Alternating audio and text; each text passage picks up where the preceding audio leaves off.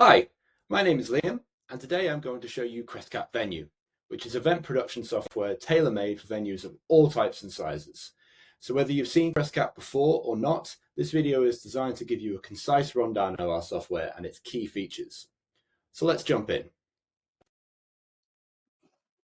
When you log into Crescat on desktop, you will land here in the dashboard. The dashboard calendar contains all of your venue's events for the month and acts as your starting point in Crescat. From the dashboard, you can create events, view event information, and apply filters. Let's start by looking at the filters up here. Here you can filter events by project leader, event type, and these are completely customizable, the room within your venue. If you have events across multiple venues, you can also see the different venues here. And then you also have settings and other views like week view and list view. So how do we create an event? Well, it's super simple. We simply click a date in the calendar, and we first get this quick create modal. If we want to add more information when we're creating the event, we can of course do that in the full create slider. So as you can see here, we have the option to actually create an event as a hold. And what that means is that you can create an event that you're not yet ready to confirm, but you need to visualize it in the diary. And you can use the basic information that you need here, like basic event, the duration, and if you need to add multiple dates that you need to hold for this event, you can add them here. However, if you're ready to create a confirmed event, you can always do that, and that will always be the default state. And as you can see here, you can add lots of details when creating an event, like show times, key contact details, performances, the rooms you're going to use, or shifts. But if you use our event type feature, you can actually template a lot of this information so that when you're creating the event, these standard components are already added. And of course, if you want to, you can add these details later on. So let's take a look at an event. When we first click into an event, you see this admin only view of the event information. And this includes event details like show times, timeline for the day, the status of the event, the room bookings, shifts, and key contact details. You can, within this view, add additional people to the event, assign shifts within the members area. You can add rooms to the event if we have another room booking. You can also store important metadata like event reports and many other things within this area. And it's important to say that the information that you see here is only visible to admins within your organization. However, you can further segment the flow of information by creating teams or subgroups within your organization. And if I click on the technical one here, you will see that the technical team can see the events and information to which their team was invited. And it's one of the ways that the information within Crescat can be shared on a need-to-know basis. If I click out of here as well, you'll also see that each team has their own dashboard within Crescat and where they can see the events that their team has been added to. Let's go back to the event here, because not only do we have an admin view of the event, but we have an all members view of the event. And this is crucial for when you need to share information. And this is where the collaborative nature of Crescat really comes into play. As you can see here, a lot of the information that we had in the admin area is still visible. However, there is certain information that is hidden from external parties. And this is useful because from this area, you have the option to invite in external parties such as tour managers, freelance sound technicians, etc. Within this area, you can, of course, view the timeline for the event and set up assignments for individuals within this event. You can access the running order, which is an opportunity for you to run the show using show mode. Within each event, you have a document center where you can store documents for the event and also set up document requests.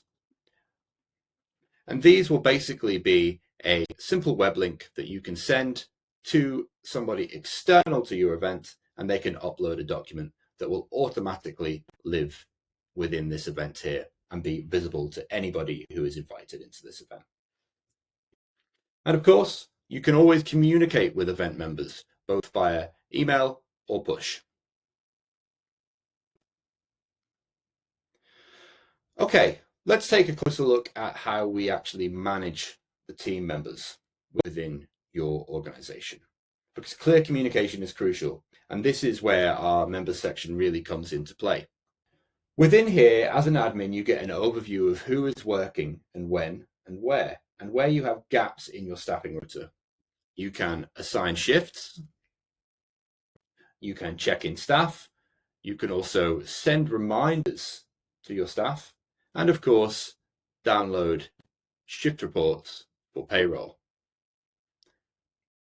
If we take a look at an example shift, let's take this one here. You can see that this is assigned, but if I wanted to, I could remove the user and mark it as for sale. And that then means that anybody within the organization can request the shift, and you as an admin can review the request and assign based on the interest. Let's take a little look at the rooms calendar, because a similar system works here where we can assign rooms to events using the rooms calendar. This will also give you an overview of everything that's happening across your venue and where events are contingent upon multiple rooms. Within the Rooms Manager, you can also set up restrictions. And these are really useful for when you need to make sure that if booking one room, that another room can't be booked, for example. And you will always get a warning when you are violating this restriction when booking a room. You can also download usage reports, and this is something that applies across Crescat. We make it simple for you to take out the information from the system that you need. Next, we're going to take a look at performances, which is actually a new feature in Crescat Venue. Performances allows you to handle talent bookings for your events with handy profiles where you can schedule itineraries, book travel and accommodation, and advance your talent with easy to use customizable forms. Let's take a look at one of these forms here. Here you can provide the artist or the talent the information that they need, including their itinerary and key production information. And you can also ask them to complete the form and ask for things like technical rider, hospitality rider, and press assets. And when that information is added, it automatically updates the artist profile within here. And it's really easy to connect performances to events. This can be done during event creation or at a later stage. And once the performance and an event are connected, information is automatically updated across both. As you'll see here in the itinerary, we are getting information being automatically pulled from the event that Bon Iver is attached to. Next, we're going to take a look at contact lists. Venues work with lots of different people and companies on a daily basis. And within contact lists, you can ensure you can keep up-to-date information for your contacts. Here you can see what events contacts are connected to, both upcoming and past events. And you can download partner reports to see how much work you have done with them, and even ask them to update their information if you need to. Now, tasks is actually a new feature within Crescat. We recently added this, and this allows you to create and assign tasks across your organization, events, and performances.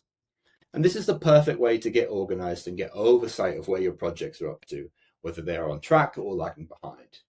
Tasks can be set to internal or public and can be assigned to any user within the organization or attached to an event.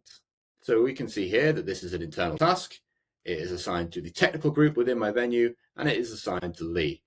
It is also connected to this event, and if I want to, I can jump straight into the event from the task, and you will see that it's visible here, and also within the admin area, it's visible here. Here we can see the locks where we can set a task to either internal or to public. So we've spoken a lot about event creation, But there's actually an even easier way to set up events that I haven't mentioned yet. Within event requests, you can allow customers to request a date in your diary by setting up a simple form that looks something like this. You can ask customers to select a date, room, and time, and then fill out the details of their event. And this works seamlessly with our hold system.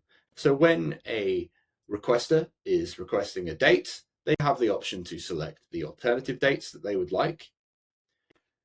And when they submit that request, it will land here in the inbox. And you, as an admin, have the option to review the request and either accept. Once that event is accepted, it will automatically update in your dashboard using the details they're provided. However, if you're not ready to yet confirm it, you can, of course, accept the event as a hold and select the dates that you want to hold for this event, or you can decline it. And what's really important here is that with each of these options, you can set up a template that is automatically sent via email to the requester. The beauty of this feature is that Crescat sets up the event using the details offered by the customer, which reduces errors from the venue side. So no more having to copy and paste information. Once a request is sent in and you're happy with it to either accept as a hold or accept as an event, it will automatically be added to your dashboard. There's obviously a lot more I could show you in Crescat today, but I'm going to finish up briefly showing the Crescat Companion app. Within the Crescat Companion app, you as a user will have a personal calendar where you can see every event that you are attached to. But if you're an admin, you will also be able to see the calendar for your venue. And we've made some updates to the app recently. You can have a schedule view, which will give you a long scroll like this, or you can take a day view, which will show you exactly what's happening on each day. Let's take this event here. When we go into this event, there is a lot of information within here that we can see. Contacts, the room bookings, any notes. We can see any tasks related to the event. We can actually now create tasks from the app. We can also see the timeline for the day, and we can also see the metadata, checklists, and any invoices within the event. From the app, we can now also invite in members to an event and also access the documents that we have here.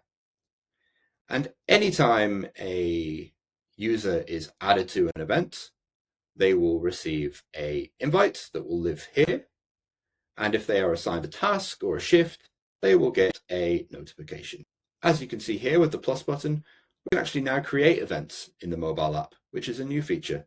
And here we can see we can add all of the information that we have on desktop and even make use of our templates.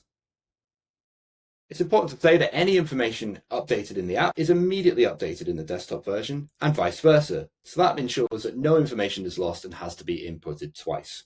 The mobile app is available on Android and on iOS. So in this video, I have given you a brief overview of the key functionalities within Crescat. And as I'm sure you'll agree, there's much that you can do within this system. Using Crescat will save you time and money, help you avoid costly mistakes, and work more collaboratively with your team. If you like what you've seen today and you think this sounds good, please feel free to get in touch. We'd be happy to give you an in-depth product demo and take a closer look at the parts of the system that really interest you.